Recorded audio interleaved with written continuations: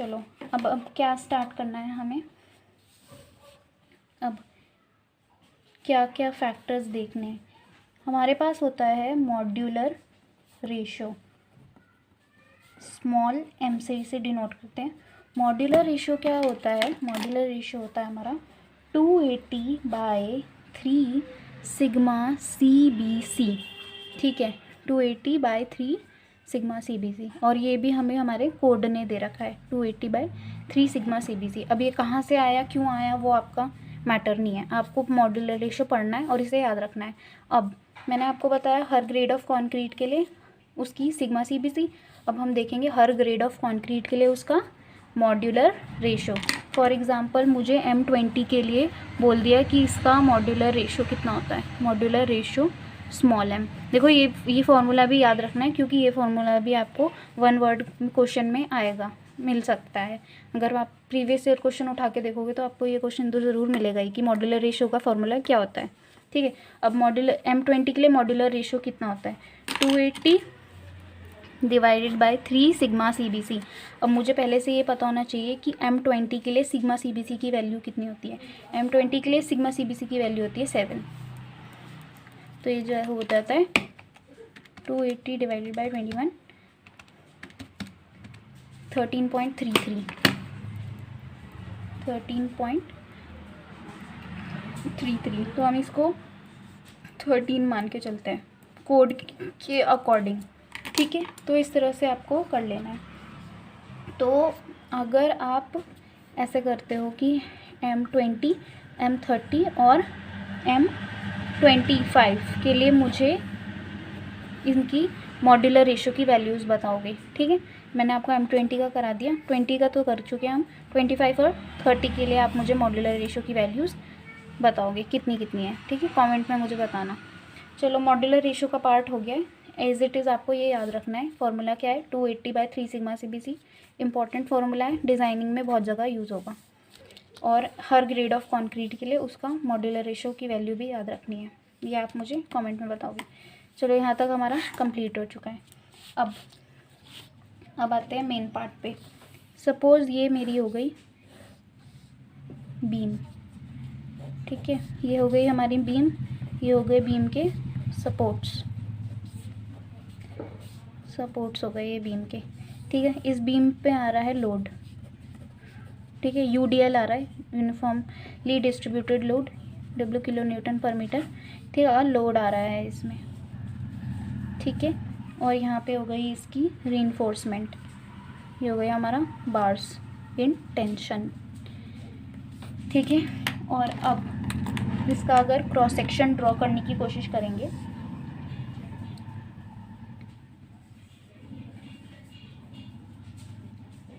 Cross section हो गया ये इसका, ये हो गया बीम का क्रॉस सेक्शन, ये हो गई इसकी विड्थ और ये हो गई इसकी डेप्थ। ठीक है, ये हो गया क्रॉस सेक्शन ऑफ बीम। चलो ठीक है, ये हो गया बीम का विड्थ और ये हो गया डेप्थ। अब यहाँ से इसके सेंटर से हो गया इसकी बार्स। ठीक है, और ये हो जाती है इसकी इफ़ेक्टिव डेप्थ। चलो ठीक है, अब इफ़ेक्टिव डेप्थ क्या है, कवर क्या है, वो सब अभी देखेंगे। पहले हम देखेंगे कि बीम में जब लोड लगाते हैं तो उसमें डिफ्लेक्ट कैसे करती है हमारी बीम। तो जब मैंने इस पर लोड लगाया बीम में, तो बीम कुछ हमारी इस तरह से डिफ्लेक्ट हो जाएगी। बीम हमारी ऐसी थी, पर ये बीम किस तरह की हो जाएगी, अब कैसी हो जाएगी ये बीम।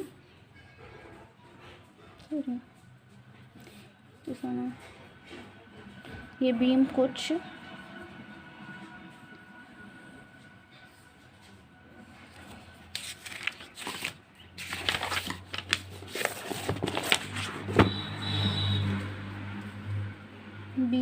इस तरह से थी पहले, और इसमें लोड आया। ठीक है, अब ये हो गए सपोर्ट्स।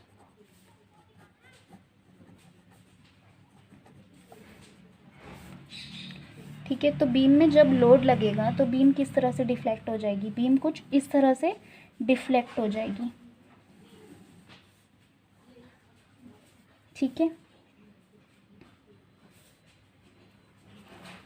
ये होती है न्यूट्रल एक्सिस। सोम अगर आपने ठीक से पढ़ी होगी तो आपको अच्छे से पता होगा कि कैसे बूम में लोड लगता है और फिर कैसे डिफ्लेक्शन आता है। SFD BMD आपने पढ़ा होगा, है ना। तो ऊपर क्या होगा, कंप्रेशन, और नीचे क्या होगा, टेंशन। ठीक है, इस तरह से बीम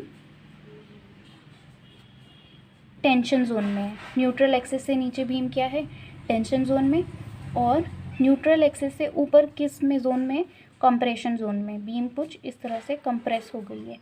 ठीक है, और न्यूट्रल एक्सिस क्या होता है, न्यूट्रल एक्सिस वो होता है जहाँ पे कंप्रेशन और टेंशन ज़ीरो होता है। यहाँ पे कुछ दिख रहा है आपको चेंज, बीम सीधी थी, बीम अंदर को चली गई तो क्या हो गया, कंप्रेशन। बीम सीधी थी और बाहर को चली गई तो क्या हो गया, टेंशन हो गया। और यहाँ पे कुछ दिख रहा है, ना कंप्रेशन है ना टेंशन है, ज़ीरो है, ज़ीरो डिफ्लेक्ट हुआ है तो क्या हो गया यहाँ पे, ये हो गया हमारा न्यूट्रल एक्सिस। तो न्यूट्रल एक्सिस पे कंप्रेशन टेंशन क्या होता है, ज़ीरो होता है। और टेंशन में क्या आप देख रहे हो, बाहर को जा रही है ना बीम, और कंप्रेशन जोन में कैसे जा रही है बीम, अंदर को जा रही है। ठीक है, बहुत बेसिक था ये, तो आपने SFD BMD में भी पढ़ा होगा। चलो अब देखो, हम लोग बहुत बेसिक से शुरू कर रहे हैं, आपको थोड़ा लेंदी भी लगेगा कि हम सीधा डिज़ाइनिंग पे नहीं जा सकते हैं, क्योंकि आपको छोटी छोटी बातें पहले से पता होनी चाहिए। डिज़ाइनिंग में सबसे पहली चीज़ है कि आपको छोटी छोटी बातें पता होनी चाहिए। इफ़ेक्टिव डेप्थ क्या होती है, कवर क्या होता है, मॉड्यूलर रेशो क्या होता है, कोफिशिएंट्स जो हम यूज़ करते हैं वो सब पहले से ही पता होने चाहिए। तो आप आसानी से फिर डिज़ाइनिंग के स्टेप्स लगा के क्वेश्चन सॉल्व कर पाओगे। मोमेंट ऑफ रेजिस्टेंस कैसे निकालते हैं, बीम कितना resistance, moment of resistance carry कर सकती है, तो वो सब चीज़ें। ठीक है, तो ये सब चीज़ें आपको पता होनी चाहिए।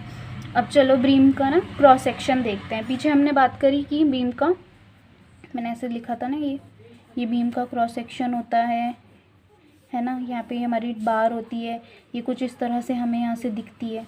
ठीक है, तो इसको हम थोड़ा सा मैग्नीफाई करके पढ़ते हैं। ये हो गया बीम का क्रॉस सेक्शन। ठीक है, यहाँ पे होते हैं हमारे स्टिरप्स, ये होता है हमारा स्टिरप्स। ठीक है, और एक और आपको चीज़ पता होनी चाहिए कि बीम क्या लेके जाती है, बीम क्या लेके जाती है, बेंडिंग लेके जाती है। ठीक है, और क्या लेके जाती है, शेयर लेके जाती है। बीम को किस चीज़ के लिए रेजिस्ट करने के लिए बनाया जाता है, बेंडिंग और शेयर के लिए। ठीक है, बेंडिंग और शेयर। ओके, नाउ ये हो गया हमारा बीम का क्रॉस सेक्शन, और ये हो गए वर्टिकल स्टिरप्स। यहाँ पे आपको कुछ बार्स दिखते हैं इस तरह से,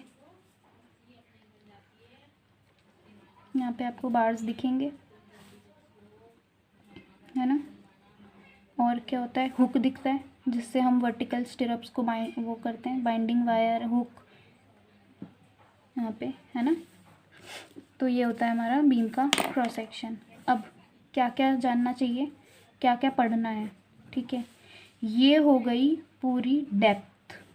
डी क्या हो गया, ओवरऑल डेप्थ ऑफ बीम। ठीक है, overall depth of the beam. ये बार्स, फाई क्या होता है, डायामीटर, पूरा लिख देते हैं, डायामीटर ऑफ बार्स। फिर आगे हम शॉर्ट करते हुए चलेंगे। ठीक है, डायामीटर ऑफ बार्स। और क्या पढ़ना है, अच्छा, इस लेंथ से, आउटर फाइबर से इस सेंटर तक की डिस्टेंस, इस बार के सेंटर तक की डिस्टेंस इस फाइबर से क्या होती है, effective depth, small D.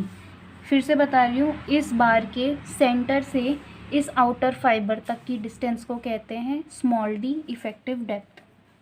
Effective depth of beam. ठीक है, फिर ये होता है हमारा कवर, जिसे कहते हैं हम nominal cover, nominal cover.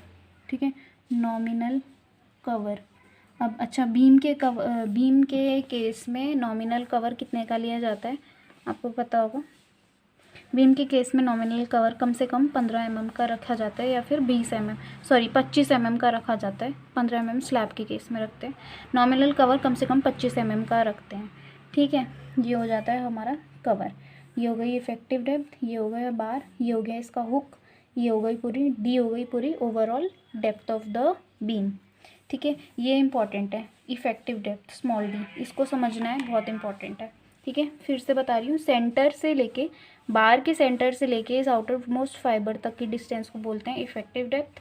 Overall depth D हो गई, ये हो गया 5 ऑफ बार्स, और ये यहाँ से यहाँ तक का हो गया कवर। कवर कितना छोड़ना पड़ता है, 25 mm का। ठीक है, चलो अब आपको इतना बेसिक तो अच्छे से समझ आ गया होगा। कुछ भी क्वेरी है आप मुझे नीचे कमेंट्स में बताओ, या फिर मेल करके पूछो, या फिर क्वेश्चंस हैं मेल करके पूछ सकते हो।